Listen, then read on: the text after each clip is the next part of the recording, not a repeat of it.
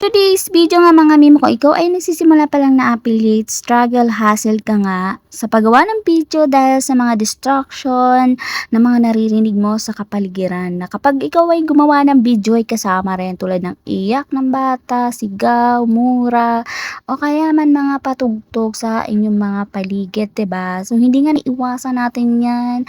Paano ba natin 'yan maiaalis? Kung ikaw ay marunong tumingin dito sa TikTok mismo, sa pag-edit pa lang ay makikita mo na siya. So, eto yung tutorial na ipapakita ko sa inyo na talaga namang makakatulong sa atin. Eto, first punta tayo sa TikTok apps. Ayan. Tapos, punta tayo sa ating profile. Ayan, nasa baba at may circle nga na red. So, next, punta naman tayo sa drops kung meron kang ginawang video. So, ayan, kunin mo, select mo yan. Yan. Makikita kayong sign dito sa bandang gilid na square yung kunin nyo is yung edit. Punta tayo sa edit. So, sunod yung sound, pindutin nyo. Tapos, yung lalabas may tatlong pagpipilian. Voice over. O, yan. Dito na tayo sa voice over. Voice over pala, makikita nyo noise reduction sa bandang right. Ayun.